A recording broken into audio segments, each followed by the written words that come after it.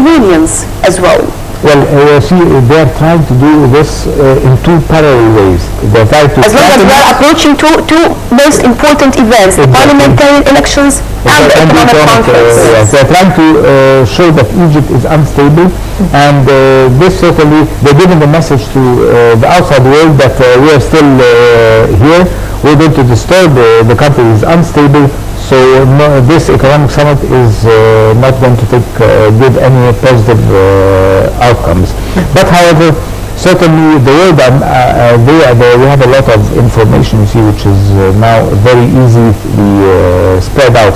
You see, people here in the West, everyone analyzes what's going on in the world, and we can see that there have been great efforts done by the army in order to get rid of, we cannot eliminate them in a fortnight, but we can reduce these actions.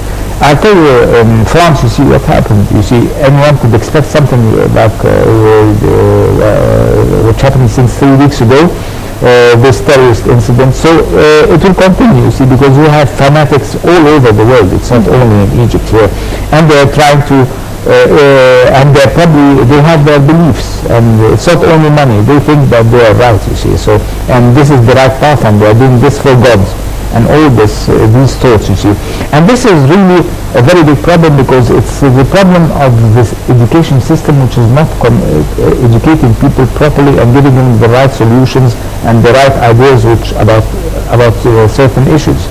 So even it's the mass media, the communication, and the education system, and poverty probably, which causes all these four factors, cause these people to go to this direction and to try to attack, as you just mentioned now, the military and the civilians. Of course, as we mentioned, that Africa is rich in its resources, and of course, if we enhance the Egyptian-African countries' relation, this could be, of course, be of mutual benefit between both.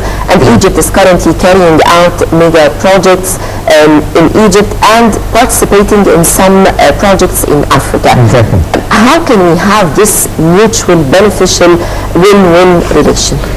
This is very simple, you see, by promoting, you see, we have a lot of resources here. We have a lot of big companies, Arab contractors doing a lot of work in Africa. It's not only the contracting business we could concentrate on. We could concentrate on a lot of other projects, on infrastructural projects. We have a lot of expertise here in the oil business. I'll tell you something, you'll be astonished. A lot of Chinese companies now are drilling and have drilling exploration activities in Africa. We are experts here since the 30s in the oil business. You see, we used to have the Shell company, the British Shell company here in Egypt, you see. So we have a lot of experts in the petroleum industry that they are actually working in the Gulf area now. These could be utilized in Africa. So there are a lot of domains that we could explore. As if they realized the treasures in Africa before us, yes. Before the Africans. And we have Israel also. Israel is doing a lot. They have a very, very strong relations, and they took the advantage of the vacuum that we left the African relations, and they dropped in and started doing business with a lot of African countries. Here we have some breaking news that actually, unfortunately, the President Abdel Fattah al-Sisi left Ethiopia after the opening session for what is happening, this events that took place here in Egypt, to be just beside Egyptian nations. He attended, of course, the president attended the opening session of the African summit, but of course he is keen to be beside the Egyptian army, the Egyptian in general, because each one of us, you know, we feel something inside us because they are our family. Exactly. Yes. We cannot ignore this because they're part of the society, part of us. Yes.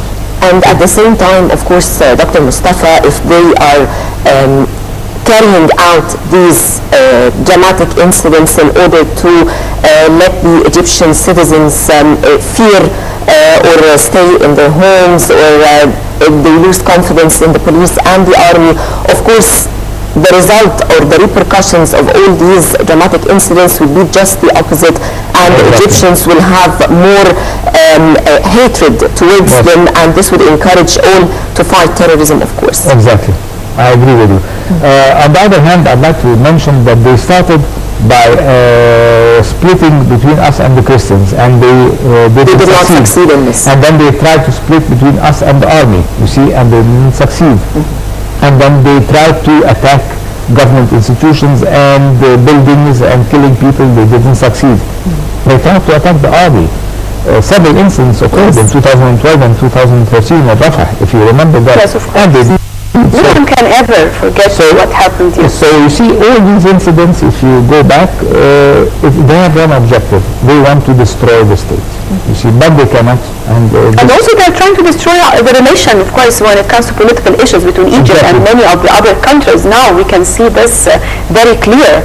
And this is another important thing, but I'm sure that, the president himself, because he has a very good background, he's aware of all what is happening, not only inside Egypt, but outside Egypt as well. And that's why this is something very important when we talk about that the president himself being in Ethiopia, and now he decided to come back to Egypt during this critical period of time, because it will mean a lot to Egyptians when we see our president. It's a message. Yes.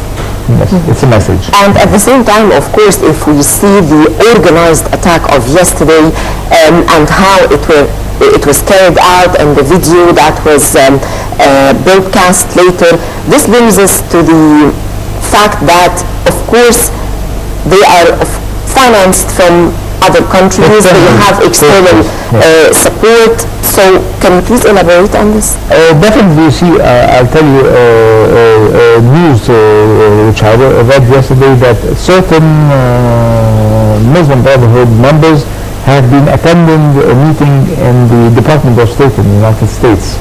And the United States didn't comment on that, although the relations are getting better between us and the US, you see.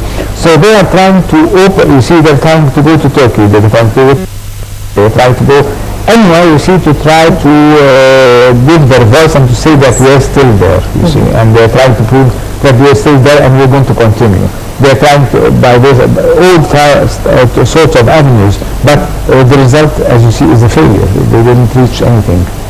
Nothing changed. Yes. Definitely nothing will change in Egypt, because now we understood, or we realized, yes, it is crystal clear now to us, not only to Egypt, but to all of the Arab countries. And again, maybe still regarding the whole situation in the region, it is something very important now to talk about how more to collaborate more and more when it comes to the whole region, talking about African countries, talking about the Arab countries and the Gulf countries as well, because the target is Egypt, but again, there are more targets in the region. We all see what is happening, for example, in Iraq, in Syria, in Yemen, what happened in Libya. So now it is time to work together. Exactly. It's time that we have to realize that there is a great danger that is facing all these countries that you just mentioned now. I'd like to add something very important, that probably we do not probably read a lot or take matters in depth. I'd like to refer to a very important incident which occurred.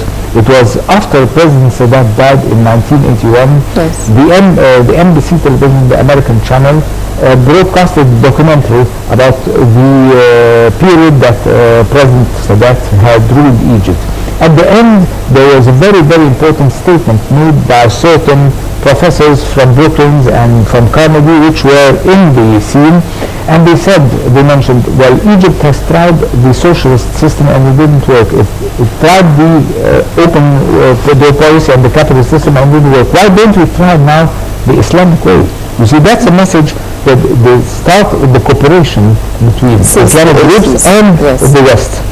See, the West. But the West themselves tried, and I'm not talking about Islam, but they tried to live under the umbrella of religion. Exactly. And this was... They tried, you see, they said we're not going to use economic... Talk about the Middle Ages, for example, and how Egypt was progressing during this period of time. Exactly. So why don't you use the religion as a tool in order to reach our objectives? We tried the economic ways, it didn't work, both capitalists and socialists. This is a very important statement, you see. No one took attention or paid attention that this concept, and they have a lot of think tanks, and everything is published, you see. Nothing, it's not hidden, you see. They're not going to surprise you with something. So all this, I would like that we put our NGOs, our think tanks, analyze these issues and put solutions for all these dangers that we are facing. Right. On the conclusion, Dr. Mostafa, thank you very much for joining us, advisor for Arab Organization for Management and Development. Thank you very much for joining us. And with this, we come actually to the end of our breakfast show for today. And many thanks for watching. And of course, we have an update that President Abdel Fattah al-Sisi is going to cut his visit to Ethiopia after the inauguration session, of course, to be with the Egyptian people and Egyptian citizens after yesterday's attack. Many thanks for watching. Stay tuned for more coming up on Nile International.